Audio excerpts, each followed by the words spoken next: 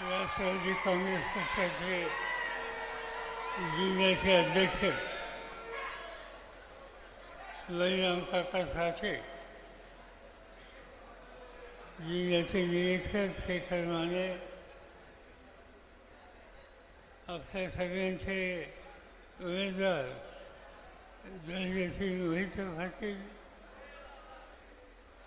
ज्यांनी राष्ट्रवादी काँग्रेस पक्षामध्ये सहभागी व्हायचा निर्णय घेतला, ते आपल्या सगळ्यांचे सहकारी संजय क्षीरसागर, अभिजित पाटील, नागेश पाटील, व्यासपीठाचे सगळे मान्यवर बंधुभगिनी, लोकसभेच्या निवडणुकीच्या निमित्तानं मी महाराष्ट्राच्या कानाकोपऱ्यामध्ये सध्या हिंडतोय.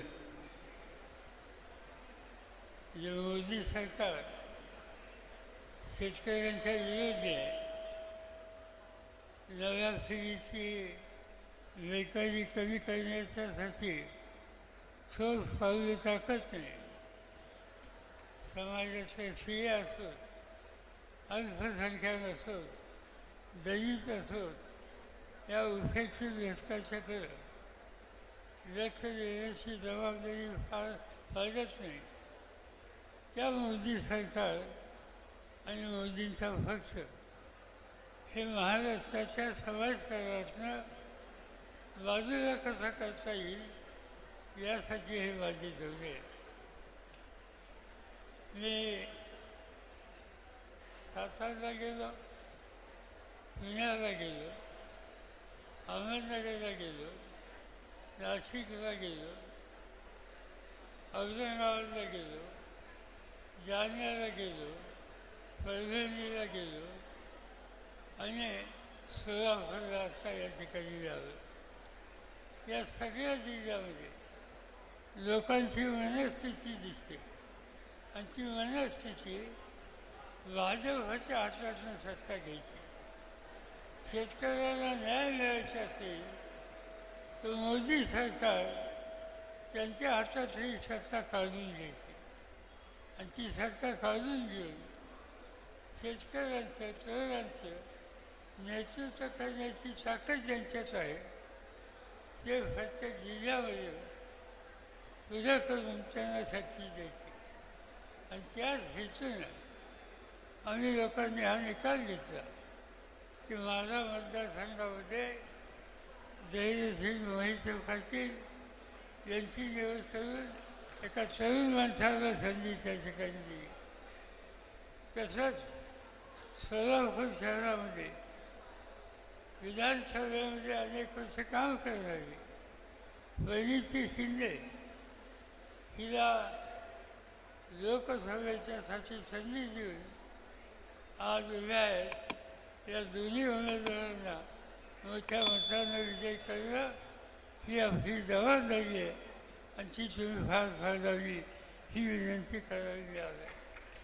आणि त्याच्यामध्ये दुधात साखर म्हणतात तशी गोष्ट या ठिकाणी घडली.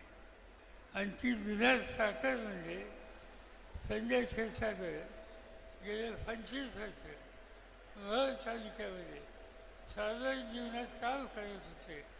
त्यांनी आज आपला रस्ता बदलला आणि राष्ट्रवादीचा रस्ता त्यांनी स्वीकारला. त्यांचं मी या ठिकाणी स्वागत करतो. हा तालुका अनेक वर्षापासून माझा शेतकऱ्याचा संबंध असलेला हा तालुका आहे.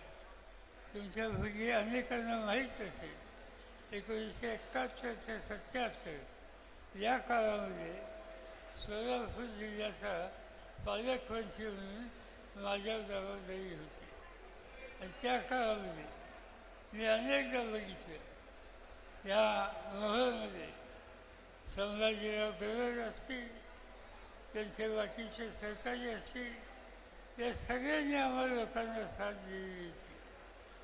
आणि आज पुन्हा एकदा इथं पक्षाची बांधणी करायची आहे, लोकांचे प्रश्न सोडवायचे आहेत आणि ते करायचं असेल तर जिद्दीनं काम करणारा आणि शिस्तीच्या चौकशीत काम करणारा एक सहकारी याची आवश्यकता होती.